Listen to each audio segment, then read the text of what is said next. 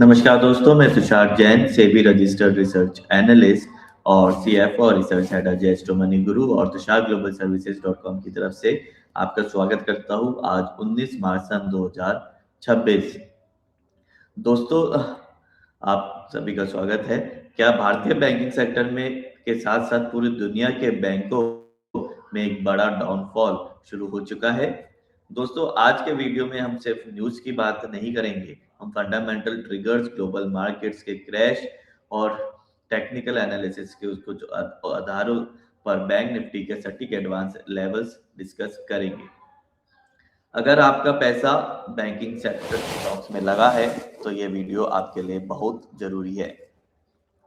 सबसे पहले बात करते हैं हमारे निफ्टी 50 के पिछले एनालिसिस की। हमने अपने पिछले वीडियो के में आपसे कहा था, clear cut advance analysis outlook दिया था कि जब तक निफ्टी 23,800 की क्रिटिकल सप्लाई जोन के ऊपर एक डिसाइसिव डेली क्लोजिंग नहीं देता, तब तक मार्केट का स्ट्रक्चर वीक ही रहने की संभावना है। और आपने देखा, कल निफ्टी ठीक लगभग 23,800 के लेवल के से नीचे बंद हुआ, से भारी रिजेक्शन फेस किया। 23,800 के लेवल के भारी रिजेक्शन भी फेस किया और लगभग 23,770 से 80 के बीच में क्लोज हुआ। यह 23,800 को क्रॉस ना कर पाना हमारे बियरिश बायस यानी कि वीकनेस को कंफर्म करता है। इसी का सीधा असर आज की भारी बिकवाली में दिख रहा है।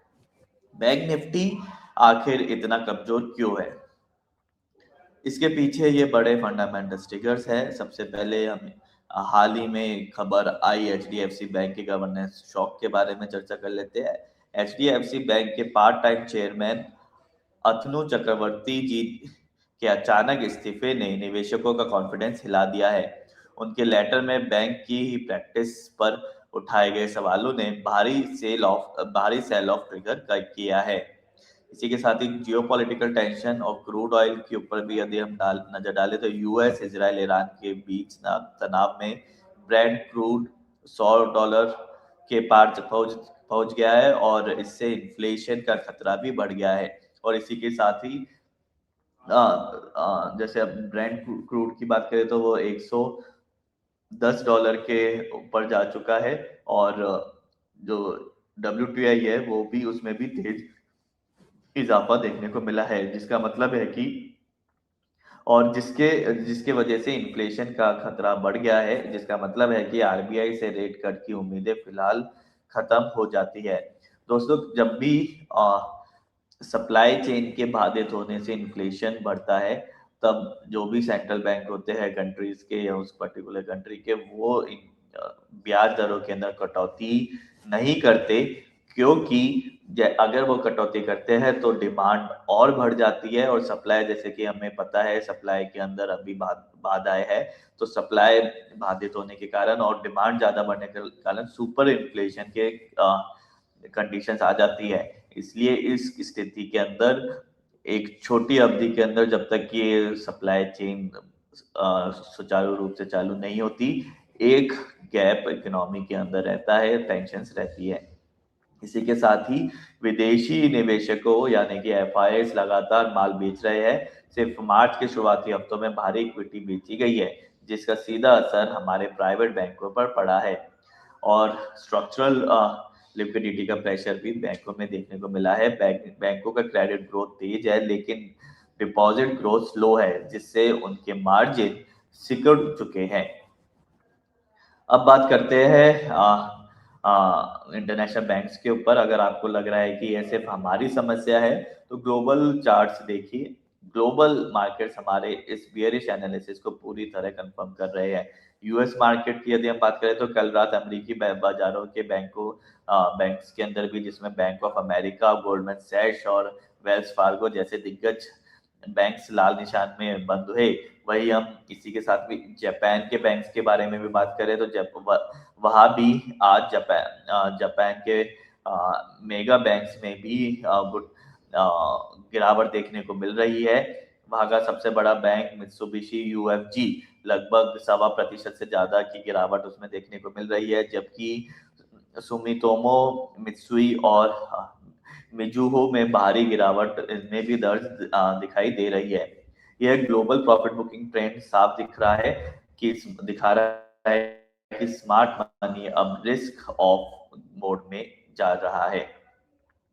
अब आते हैं सबसे महत्वपूर्ण हिस्से पर, बैंक निफ्टी के ऊपर, हमारे देश की बैंकिंग इंडेक्स के ऊपर के और उसके टेक्निकल सेटअप पर। अभी बैंक निफ्टी लगभग 53,800 के आसपास ये ट्रेड करते हुए नजर आ रहा है जब ये वीडियो रिकॉर्ड हो रहा है। डब्ल्यूटी गेन थ्योरी और फिबोनाची एनालिसिस के आधार पर ओवरऑल स्ट्रक्चर अभी सेल ऑन राइज का ही बना हुआ है। चार्ट्स पर लोअर हाई का प्रेशर साफ दिख रहा है, ये हम आपके लिए चार्ट्स भी इसके अंदर लेके आते हैं।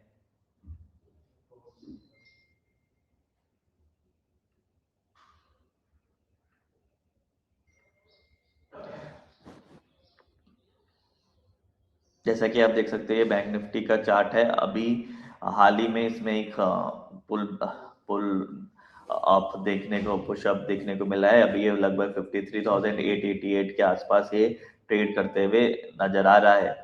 और आज का यदि हम लो देखें तो 53,437 का इसका लो था, और हाई लगभग 54,110 का था।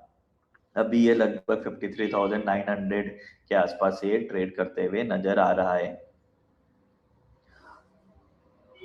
और जैसे कि हम बात कर रहे थे, इसमें लोअर लोस इसमें दिखाई दे रहे हैं। पिछले काफी दिनों से एक लगातार गिरावट इसमें देखने को मिल रही है, जिससे ये सेल ऑन राइज का मार्केट अब बैंक निफ्टी में आ चुका है। और बैंक निफ्टी का जो हाल ही में काफी इम्पोर्टेंट सपोर्ट जोन था, लगभग जैसे कि आप देख सकते हैं, जो लगभग सितंबर 2025 का लो था, वो था लगभग 53,600 के आसपास के। जो जोन थे 53,550 से लेकर 53,600 के जो लेवल्स थे, उनको आज निफ्टी ने जरूर ब्रेक किया है, लेकिन उसको आज बैंक निफ्टी ने जरूर ब्रेक किया है अर्ली आवर्स के अंदर, लेकिन उसको सस्टेन नहीं कर पाया। उसके अंदर तोड़ने के बाद में एक रिकवरी का माहौल फिलहाल पिछले कुछ मिनटों में देखने को मिला है। लेकिन क्या ये रिकवरी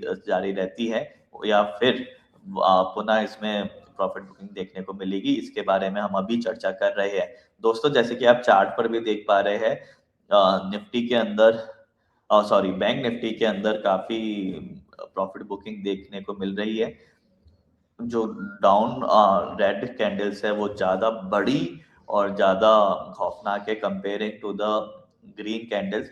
जैसे ही एक पुल बैक आता है, पुल अप आता है, उसके तुरंत बाद इनके अंदर प्रॉफिट बुकिंग और देखने को मिलती है, और उससे बड़ी देखने को मिलती है। इसी के साथ ही यदि हम देखें कि चार्ट्स पर भी लोअर हाई का प्रेशर साफ दिख रहा है। अगर 53,800 के लेवल्स, जो करंट लेवल्स के आसपास है, उससे बिकवाली और गहराती है, तो आपको इन लेवल्स पर नजर रखनी चाहिए। जो इमीडिएट सपोर्ट यदि हम नजर डालें तो 53,200, ये एक बहुत ही क्रिटिकल सपोर्ट जोन है। अगर ये लेवल टूटता है तो फ्रेश पैनिक सेटलिंग और आ सकती है। और जो मेजर सपोर्ट फिर बनता है वो है 52,800। और जो ये 52,800 है, ये एक अहम डब्ल्यू गेन सपोर्ट एंगल भी है। अगर बैंक निफ्टी इस लेवल को होल्ड नहीं कर पाता तो स्ट्रक्चर बुरी तरह डैमेज हो जाएगा, और बियर्स पूरी तरह हावी हो जाएंगे, और एक्सट्रीम पैनिक बटन बॉटम की ओर बैंक निफ्टी देखा जा सकता है। और जो कि लेवल्स है 52,000 का, और 52,000 वर्स्ट केस सिनेरियो में ये हमारा मेजर साइकोलॉजिकल और डाउन साइड का लेवल्स होंगे। तो अभी हमने लेवल्स चर्चा किए 53,200, 52,800 एंड 52,000। अभी ये फिलहाल 53,900 के आसपास नजर आ रहा है। जो नेक्स्ट लेवल हमने अभी चर्चा किए हैं वो है 53,200, 52,800 एंड 52,000 के। और जो अपसाइड रेजिस्टेंस लेवल्स है उसके बारे में भी चर्चा करेंगे। उससे पहले हम अपना एनालिसिस आपके साथ शेयर करना चाहेंगे कि बैंक निफ्टी में आगे आने वाले ट्रेडिंग सेशंस के अंदर कुछ मुनाफा वसूली देखी जाने की पूरी संभावनाएं बन रही है। तो आप अपने ट्रेड्स और अपने पोजीशंस को सावधानी पूर्वक उसको उनको री एनालाइज करें, और अगर आप री एनालाइज करते हैं तो ज़्यादा बेहतर रहेगा। डाउन साइड के लेवल्स हमने अभी चर्चा की है। फिलहाल 53,950 के लेवल्स अभी ये देखे जा रहे हैं। डाउनवर्ड लेवल्स जो एक्सपेक्टेड लेवल्स है वो है 53,200, 52,800 एंड 52,000। और जो इमीडिएट रेजिस्टेंस लेवल्स है जिन्हें हम स्टॉप लॉस के तौर पर भी नजर डाल सकते हैं, वो है 54,200। जब तक बैंक निफ्टी इस लेवल के नीचे है, हर उछाल पर बिकवाली आने की संभावनाएं दिखाई दे रही है। और जो ट्रेंड रिवर्सल के लेवल्स साबित हो सकते हैं वो है 54,500। चार्ट पर ट्रेंड तभी पॉजिटिव होने की संभावना है जब बैंक निफ्टी 54,500 के ऊपर एक स्ट्रॉन्ग डेली क्लोजिंग देगा। उससे पहले कोई भी बड़ी लॉन्ग पोजीशंस बनाना रिस्की है। तो दोस्तों, आज के एपिसोड में हमने चर्चा करी डिटेल में बैंक निफ्टी के बारे में। उसके हम कंक्लूड कर लेते हैं। फिलहाल बैंक निफ्टी 53,900 के आसपास ट्रेड कर रही है। हमारे एनालिसिस के अकॉर्डिंग बैंक निफ्टी के अंदर एक प्रॉफिट बुकिंग देखी जा सकती है, और निचले लेवल्स के ऊपर जिनके ऊपर आपको नजर रखनी है वो है 53,200, 52,800 एंड 52,000। और स्टॉप लॉस और रेजिस्टेंस लेवल्स के लिए आप नजर रख सकते हैं। एक स्टॉप लॉस के लिए आप नजर रख सकते हैं 54,500 का, और यदि आपकी अवधि छोटी है तो उसके लिए आप स्टॉप लॉस 54,200 का भी नजर रख सकते हैं।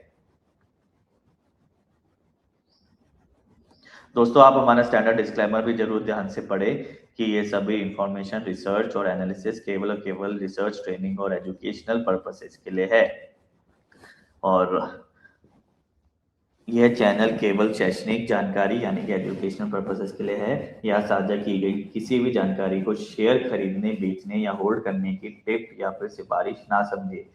कोई भी निवेश या ट्रेड करने से पहले यदि आप करते हैं तो अपने वित्तीय सलाहकार यानी कि फाइनेंशियल एडवाइजर से अवश्य संपर्क करें। इस चैनल की जानकारी के आधार पर होने वाली किसी भी वित्तीय लाभ या हानि के लिए तुषार जैन, अजय एस्ट्रो मनी गुरु या तुषार ग्लोबल सर्विसेज या उनसे जुड़े कोई भी लोग जिम्मेदार नहीं होंगे।